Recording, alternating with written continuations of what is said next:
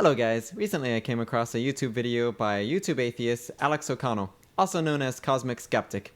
This video is called Could God Be Evil?, where he presents an argument from a man named Stephen Law, arguing that all of our arguments for why God is good could be reversed to explain why God is evil. Now let's get into understanding this.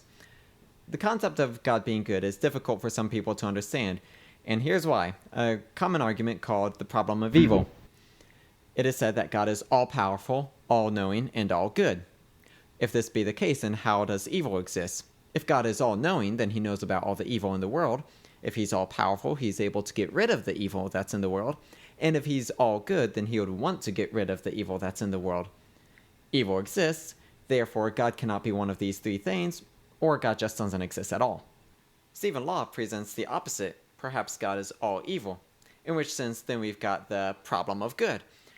If God is all-knowing, he knows about all the good in the world. If he's all-powerful, he's able to get rid of all the good in the world. And if he is all-evil, then he would want to get rid of all the good in the world. Good exists, and thereby God either cannot be all these things, or God just doesn't exist. So the defenses that Christians give of why God would allow evil to exist in the world are what are called theodicies. And Alex O'Connell, to his credit, does describe these very well. And he looks at three of the most common used theodicies of why God would allow evil to exist. And then he flips them on the table of why an evil God would allow good to exist. But do these actually both work? I'm gonna say no. Let's get into it.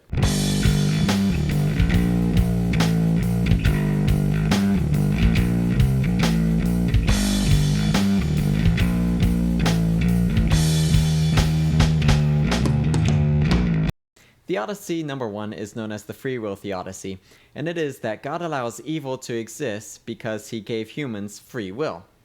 Or on the flip side, an evil God would allow good to exist because he gave humans free will.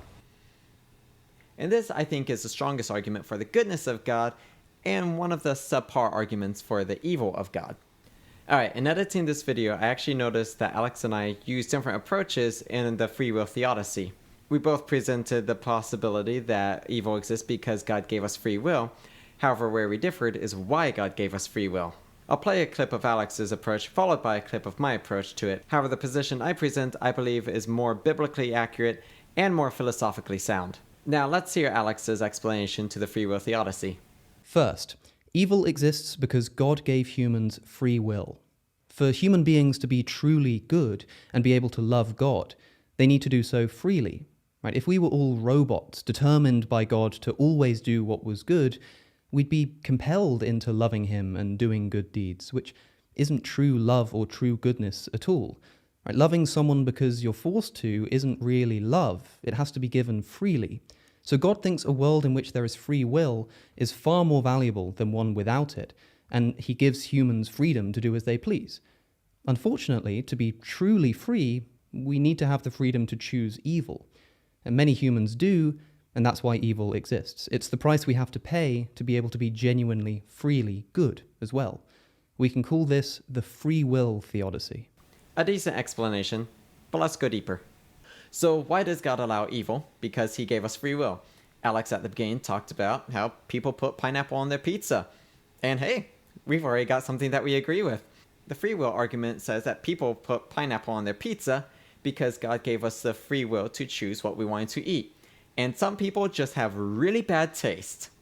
God also gave us free will to decide all kinds of other things, and people still have really bad taste in their actions and behaviors and moralities, and so they do horrendous things and cause evils to happen.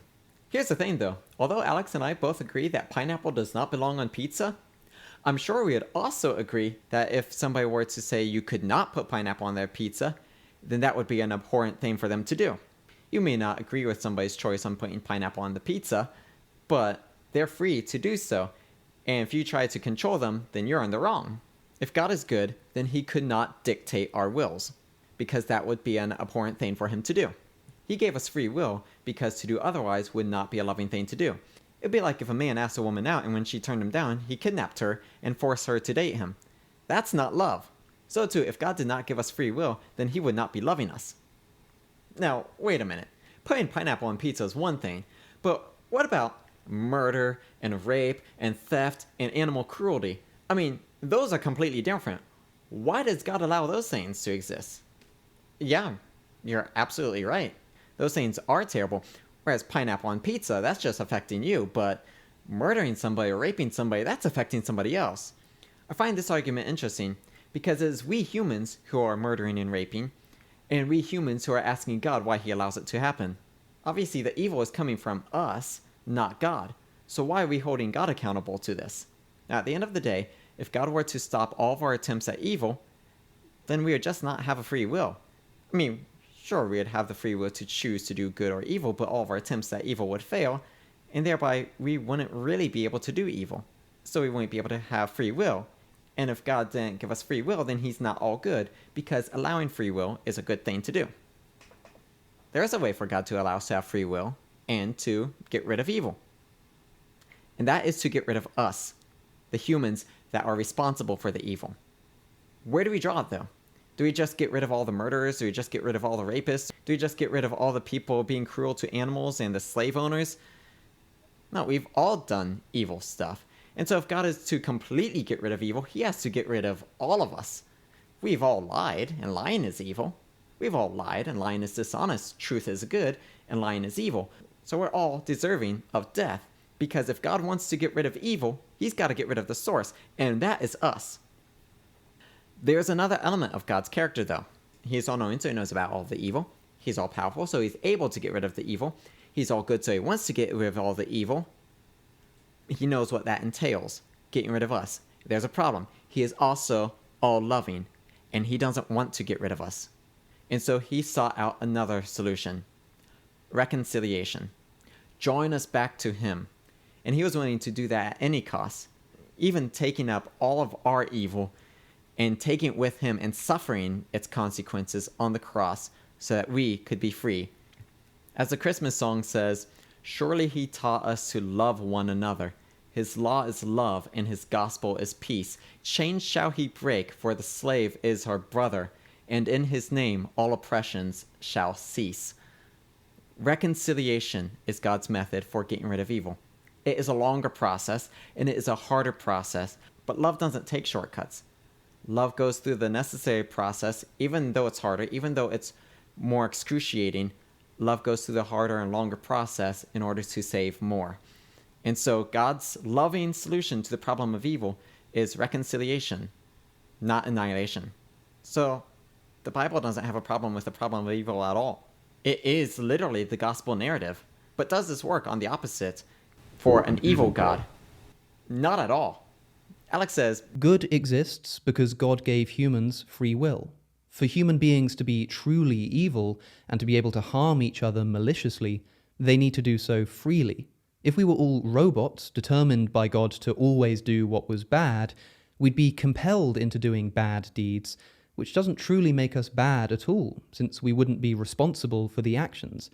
As Stephen Law writes, an evil God could have created a universe populated with puppet beings that he ensured always behaved unpleasantly, but the behavior of such puppet beings lacks the dimension of moral responsibility that transforms such acts into actions of the most depraved and despicable kind. To maximize evil, an evil God would want us to perform cruel and selfish acts of our own volition. So that's why a maximally evil God would give people the freedom to be good, because it's the price he has to pay to be able to create people who are also capable of being genuinely, freely evil. here's the problem. Whereas good allows free will, evil does not. If you look back at history, there was never a tyrant who allowed his subjects to have free will. Tyrants aren't always capable of inflicting their will on the people. That's because they are not all-powerful, and they are not all-knowing. If the Nazis were omnipotent or all-powerful, then they wouldn't have failed in the Holocaust. The Jews would be annihilated. If God was all-knowing and all-powerful and all-evil, he would not fail to get rid of his opponents, to get rid of good. And evil does not allow free will, so free will wouldn't even be in the equation if God was evil. The thing is, an omnipotent being would have the power to ensure no one goes against their commands. As seen in history, evil dictates, good liberates. Therefore, if we have free will, it is only because the omnipotent being allowed us to have it. which is not a thing that an evil God would do. It would only be a thing that a good God would do. The second theodicy that Alex gave is called the higher goods theodicy, or, in this case, the higher evils theodicy. This one, in the Christian perspective, goes like this. God allows some evils to happen so that higher magnitudes of good can exist. And Alex presented this one pretty well, using the example of oppression and courage. Now, as for me, I'm not a big fan of this theodicy, and a lot of that is because of the emotional appeal to it. Throughout my life, I've seen a lot of Christians use this kind of idea of God's got something good just around the corner from the evil that's happening to you. Oh, you just lost your job? God's got something better planned for you. Your girlfriend just broke up with you? God's got someone better planned for you. You just got evicted from your house? God's got a bigger house for you. I've seen it used so much for people to just pass the bill of why they're suffering off from their own guilt and responsibility to just, God's got bigger plans for me. However, this morning I was at church, and the pastor, not even knowing I was preparing this video, mentioned something from John 11. When Jesus heard that his friend Lazarus was sick, it said, now Jesus loved Lazarus and his sisters, and so when he heard that Lazarus was sick, he stayed away. Jesus, the man who can go heal this sick man who's dying, because he loved him, stayed away. Why? Well, the reason is, by the time Jesus came to Lazarus and his sisters, Lazarus had been dead for 4 days, and so his sisters were crying, and they came to him and were like, Lord, if you had been here, our brother would not have died. And Jesus was like, if you believe, you'll see the glory of God. And Jesus rose Lazarus from the dead. Because Jesus loved them, he wanted them to have this powerful testimony of what he had done in their life. And so he allowed this evil of Lazarus dying from sickness so that they could have this powerful testimony of Lazarus being raised again from the dead. So the Bible definitely does support this idea that God takes evils and uses them for good. However, this theodicy does not stand on its own. It's not the entire biblical narrative like the free will theodicy is. Okay, let's take the higher orders of evil theodicy. Would an all-evil God allow certain goods to exist so that greater magnitudes of evil can exist? Alex says, Theodicy number 2, the higher order evils theodicy. Good exists because it is necessary for higher order evils to obtain. For example, take the evil of betrayal. Betrayal can only exist in the face of trust and friendship. If there's no such thing as trust and friendship, there can be no betrayal. Similarly, without the existence of love, there can be no such thing as heartbreak. Without the good of having something pleasant, there can be no such evil as loss or grief. He had something until that very last sentence. Without the good of having something pleasant, there can be no evil of loss and grief. Did you catch that? Evil is just the loss of good. Evil doesn't appear as a thing in this sentence. It's like cold and heat. Cold is not a thing. It's just the absence of the thing that is heat. Light and dark. Dark is not a thing. It's just the absence of the thing that is light. Evil, by this sentence's own standards, is not a thing. It's just the loss of things that is good. What is betrayal? It is the loss of trust. It is devastating because you had something with what you thought was a friend, only to find out that that friendship wasn't a real friendship at all. That was just somebody taking advantage of you. That is devastating because you find out that what you thought you had, somebody's trust, somebody's love, somebody's friendship, ended up being a complete lie. You didn't have anything there at all. They were just manipulating you. In many cases, even these examples that Alex gave, there is no such thing as evil. Evil is just a lack of good. Let's take hunger. Hunger is really just a lack of food. Food is a good thing. It sustains our life. Life is a good thing. Death ends that thing. Death is just a lack of life. Hunger is just a lack of food. Thirst is just a lack of water. This is not a for higher orders of evil to obtain, there must be certain goods. This is a for any orders of evil to exist, there must be certain goods. Which calls into question the existence of this God entirely. If God is an evil God, he is the God of evil. And if evil is just a lack of good, then he is the God of nothingness. He is literally the God of nothingness. He is a nothing God. Contrast this with the God of the Bible, whose name Yahweh literally means, I am the God who is. You've got the God who is versus the God of nothing. The God of goodness versus the God of not goodness. So by this own argument, an evil God cannot exist because an evil God would have nothing to be God of. This kind of goes along the lines of some J.R.R. Tolkien theology and his legendarium, The Lord of the Rings. In it, you've got this god figure, Iluvatar, who created the world. Then you've got this evil figure, Morgoth. And Morgoth is not able to create anything. He is only able to take what Iluvatar made and corrupt it. So Morgoth could not create a race of orcs. He had to take the elves and corrupt them into being his minions. Or back to the pineapple on pizza thing. Satan had to take the good that was pizza, a really good, and combine it with something that some might consider good, the pineapple, into bringing this horrendous thing into existence, such as pineapple pizza. But at the end of the day, all evils are really just failed goods. So the god of evil turns out to be the god of nothing. The third theodicy that Alex addresses is what's called the appreciation theodicy. The way this one goes is that God allows evils to exist so that we can better appreciate the good in the world. Now this one is the one that I am most torn about, because theologically, there's nothing there. However, I'm forced to admit that it has some merit in other areas. Psychologically, this one is undeniable. This tea, cinnamon tea, is absolutely delicious. I've gone through many phases where I drink this stuff so regularly that I stop appreciating it. I stop being blown away by how good this tea is. And I frankly even get tired of this tea.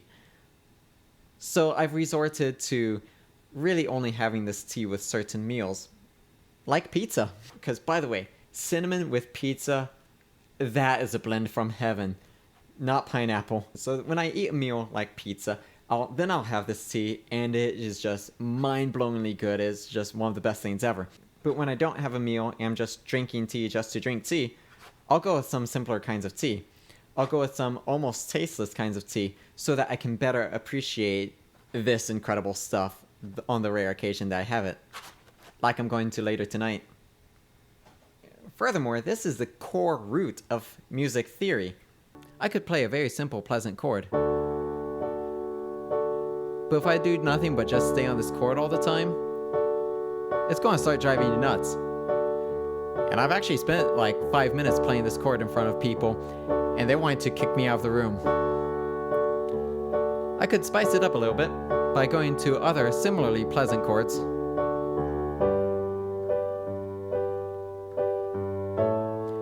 Which really refreshes our desire and our appeasement for that one chord again. See, it's more pleasant now. But now let's add in a sadder chord.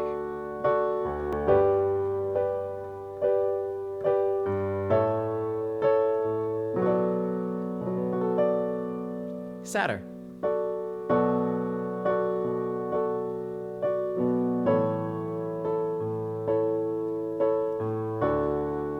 And now more joyful to return to that chord. But that's just like happy and sad. You know, life is more than just happy and sad. Life can be grotesque and aggravating. So let's add in a clashier chord.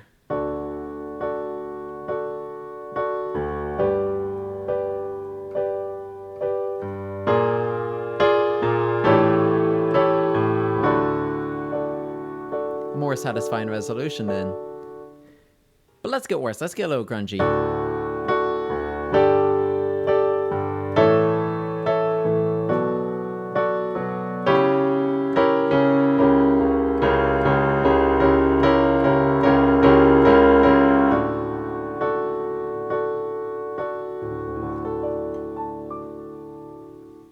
You could really sum up all of music theory with the concept of tension and resolution. It's all about building that tension to resolve it.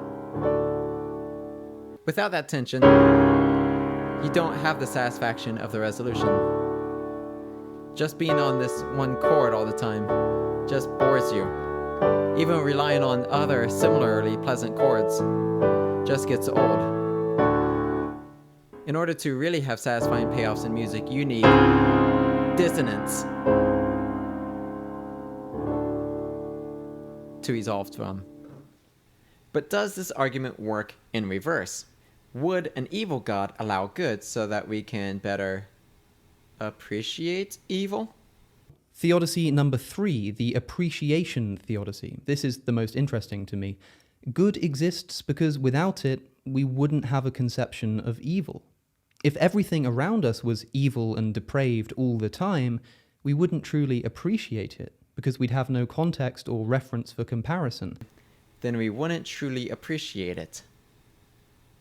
I've got to say, it was like my last time going through this that I actually caught this. If it wasn't for good, we wouldn't appreciate evil. Why would a malicious, evil God who delights in suffering want us to appreciate anything? And then even like a couple of days after thinking of that, going through this again just now, I realized, wait, who appreciates evil? No, an evil God would not deprive evil from us or allow us to experience goods and beauties so that we can better appreciate evil, because he won't be interested in us appreciating things. He's interested in our suffering, not our appreciation of things. Beyond that, evil just doesn't work this way. And I've got 3 real-world examples to show this. Alright, these 3 things are depression, addiction, and unhealthy lifestyle. Now, depression is not in itself a sin. Life is hard. But addiction is an oppression that comes over us, that weighs us down, that pulls us down, and tries to pin us down. It is an evil affliction that oppresses us. And it's not the desire of depression to let you go every now and then. Rather, depression seeks to pin you down and keep you down indefinitely. Also, the nature of addiction is to take complete control of your life, to not let you go in any way. And the strength of which an addiction has a hold on somebody is the amount of time they spend in that. So addiction cannot be betterly appreciated by letting you go most of the time. Addiction, like depression, seeks to dominate you. Lastly, health. If you have a healthy lifestyle, eating healthy, taking care of yourself, exercising, then that is a good thing. For those who do not eat healthy, for those who do not take care of their health, that is an evil effect that has on their body. It causes them to be unhealthy, which would be classified as an evil. But again, like depression and addiction, even though a person who eats healthy may have a backsliding time where their body is not used to it, they are still healthier than the other person who does not practice healthiness.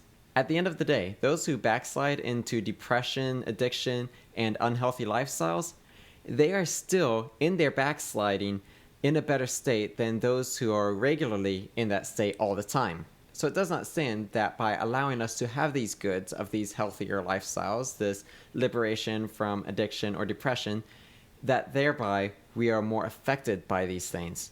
Evil does not allow goods so that you can betterly be affected by the evil. Evil and good do not work the same way. Now, in addition to these 3 theodicies, Alex also posed a scenario. The fact that a homeless man is living on the street and freezing to death in the winter is surely evil. But if that man is freezing to death right outside a mansion in which other people are living comfortably and warmly in luxury, doesn't this make it more evil that the homeless man is freezing to death? Isn't it more bad to think that someone is suffering when there are others who are not and who have the capacity to help him but refuse? You're right, Alex. You're absolutely right. The fact that this rich man is looking down at this poor man, refusing to help him, and watching him die of the elements, that is a greater evil. What do the different gods have to say about this, though? This neglect would be an evil, and so the evil god would delight in this. In fact, for the rich man to help the poor man would offend this evil god. And so in fact, it's really in the rich man's best interest not to help that poor man, lest he afflict the wrath of this evil god. In fact, it's probable in this world that the rich man obtained his riches, obtained his wealth, and obtained his power because he was doing evil that gained the favor of this evil god. And thereby, his wealth, his prosperity, is a blessing from the evil god. Whereas the poor man was probably more charitable, was probably more willing to help other people, and thereby, because he was doing good, offended the evil god, and the evil god sent him to more suffering. In a world ruled by an evil god, narcissism is the ideal.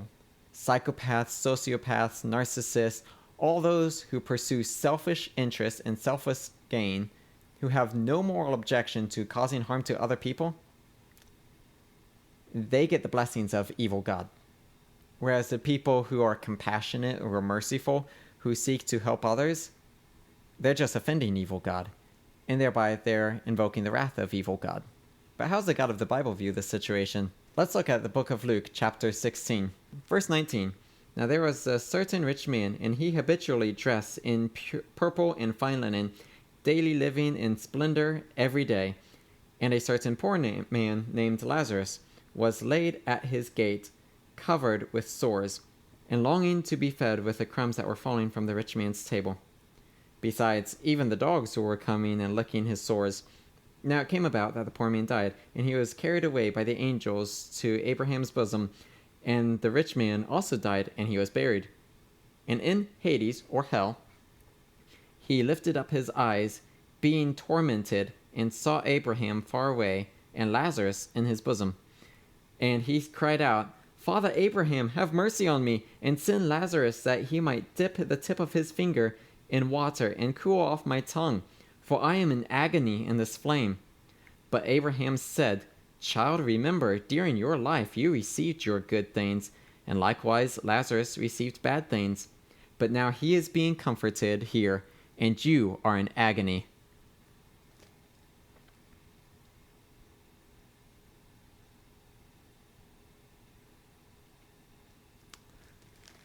In Psalm 73, the author Asaph looks at the prosperity of these wicked people and has this argument with God. Why are you allowing them to prosper so much?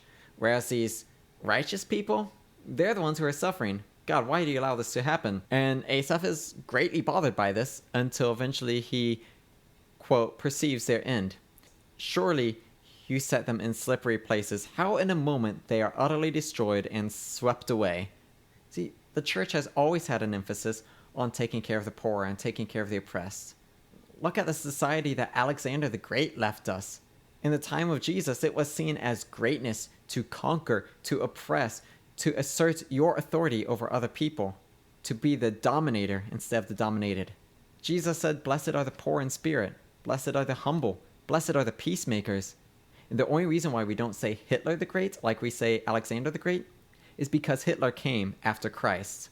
Hitler came in a time where the world's philosophy had changed from greatness is oppression and power and might to greatness is humility, love, and compassion. It was a biblical narrative in the teachings of Jesus that turned the world on its head like that. Ultimately, this hypothesis of the evil God theology completely fails. One, we can see how goodness has prevailed throughout history. Yeah, the Nazis were thriving for a time, but now it is those who are hiding the Jews who are renowned as the heroes. If this world was ruled by an evil God, then history will have played out always exalting the Alexanders, always exalting the Hitlers, always exalting the Stalins. But that's not what we have. We have a history that's played out that shows that these things are evil and shows that these things are wrong. We have a history that plays out where these people are seeing what they really are. Evil human beings who were enemies of God. An evil God would never tolerate goodness the way that a good God would tolerate evil. Evil and good are not opposite sides of the same coin. They're completely different things. They do not behave alike at all. So Alex presents this challenge near the end. And if you're convinced that the good God hypothesis is far more rational than the evil God hypothesis, you'd better find a special reason to justify this position. Unless you're willing to grant that both hypotheses are equally plausible, you shouldn't so easily dismiss an evil God because of the problem of good, if you're not also willing to dismiss a good God because of the problem of evil. But if the arguments for defending the first work just as well in defending the latter, then they're unjustified in claiming that the good God hypothesis is more rational than the evil God hypothesis. Yeah, I can give pretty good evidence as to why these three theodicies work really well for the good God hypothesis, but not the evil God hypothesis. Good and evil are not the same. Good promotes liberty and free will. Evil dictates and suppresses free will. Evil cannot use goods to obtain higher means of evil because evil itself is the absence of goods, whereas good can use evil to promote higher means of good of overcoming the evil. And the evil being would be more interested in our suffering rather than our appreciation of evils, unlike a good being which would want us to appreciate the goods of love, compassion, mercy, and charity. So do these theodicies work both ways? Nope. Not at all. Anyway, guys, thanks for watching. And by the way, Alex O'Connell, I think he is one of the most honest and respectable skeptics that I've seen online. And I don't think he would take something like this as criticism. So anyway, guys, thanks for watching, and God bless.